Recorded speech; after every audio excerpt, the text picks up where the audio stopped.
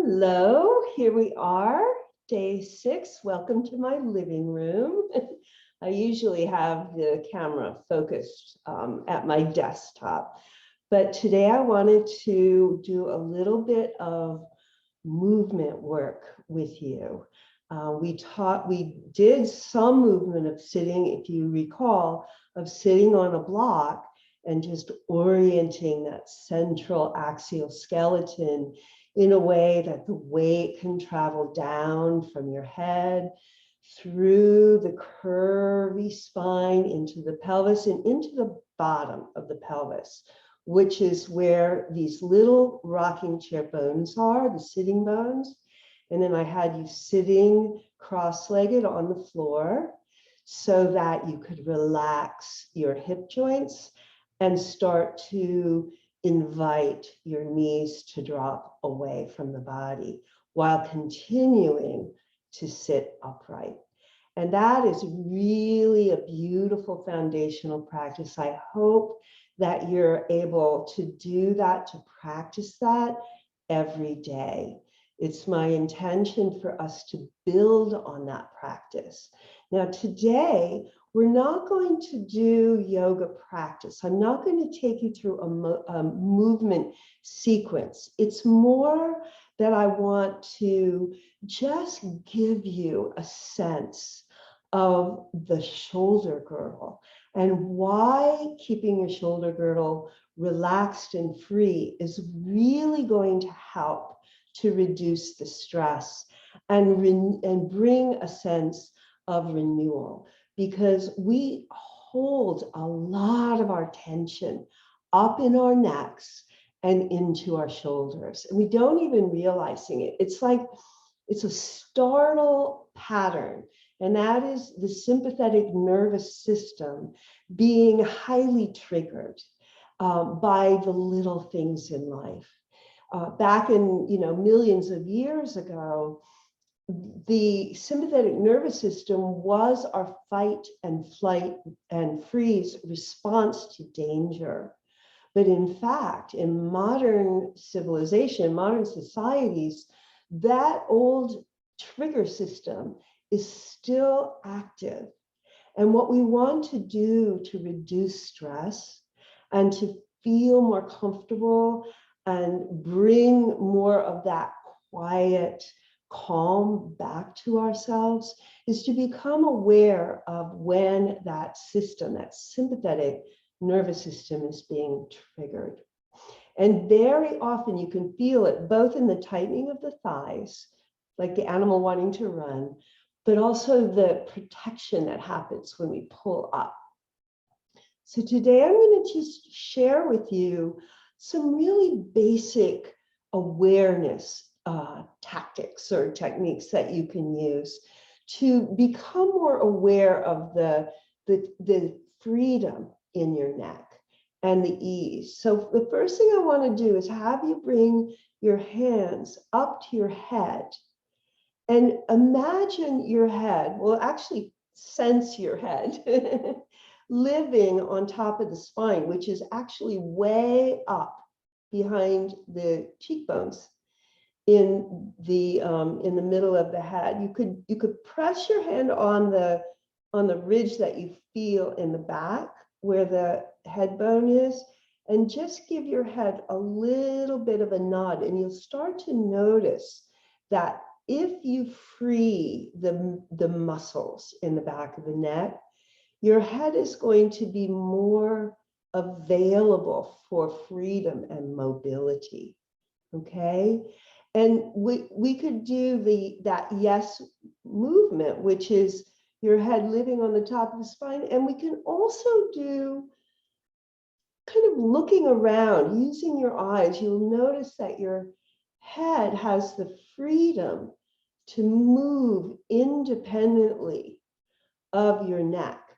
And that's really, really helpful, because the neck, in fact, we don't want to pull the neck around with the head. We want the neck to be part of the spine.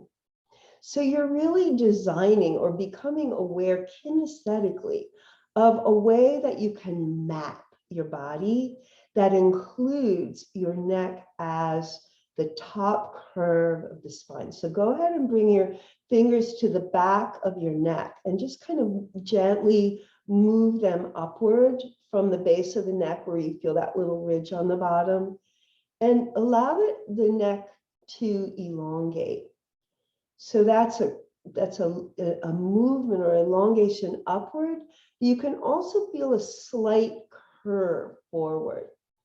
Okay, so that's a really, really valuable awareness to have, because our head is really resting on the top of that, which is what we want. And then you can bring in your mind's eye all the way down through the spine and let those curves be there. You're not going to try to straighten those curves, because our bodies are not meant to be straight. Our spines are actually very curvy. And at the very bottom of the spine is the tailbone. But what happens is the weight shifts a little bit forward into the pelvis, whether you're sitting or standing. And that when you're sitting, the weight travels down through those sitting bones that I just described. When you're standing, it's a little bit different. I'm going to demonstrate. I'll take my chair away. When you're standing, the weight actually travels down through the pelvis and transfers forward a little bit and drops into the femur bone and into the shin bones and then into the feet. Okay, so that we have the ability to balance naturally and move naturally on the throughout our whole bodies and be able to stay in a certain amount of freedom. So this is what I want you to do today. We're going to talk about the shoulder girdle as just widening and resting on the topmost vertebrae of your ribs. So it's the very first vertebrae. It's a really small little vertebrae. But the collarbone, or the clavicle as it's called scientifically, is really balancing like a catamaran on the little bone of the sternum. Okay, I don't want to get too technical, but I want you to think about your collarbones widening, almost like they could continue widening out. And that if you bring one of your hands to the back now and kind of walk along that ridge of the scapula, that's your shoulder blade in the back. And it's a blade. It's a triangular shaped bone, but it has this ridge on the top. If you walk your fingers all the way out to the edge, you'll feel a little indentation there. And that's where the arm comes out. So the arm can just hang and relax and lengthen. Your fingers are like little butterflies moving, moving, moving. You get a lot of mobility available to you. So if you bring your hands up so that the thumb is in the back and the fingers are just resting in the front, and drop your elbows a little bit. I'm going to ask you to just move just ever so bit small. It can even be smaller than what I'm doing. I'm just doing this to demonstrate how much movability we have. But what's happening is the whole spine is actually moving too. It's rotating as you move from side to side. And this is something that you want to become more aware of. We want the neck to be part of the spine, pointing up. We want the head to be free to look around or to balance on the top of the spine. And we want to allow for a little mobility in the rib cage. So imagine now just kind of beginning to move or get ready to walk. So I'm going to just have you swing from side to side, letting your heel move up and your knee release forward. When you're doing that, this is the activity of free walking, free movable walking.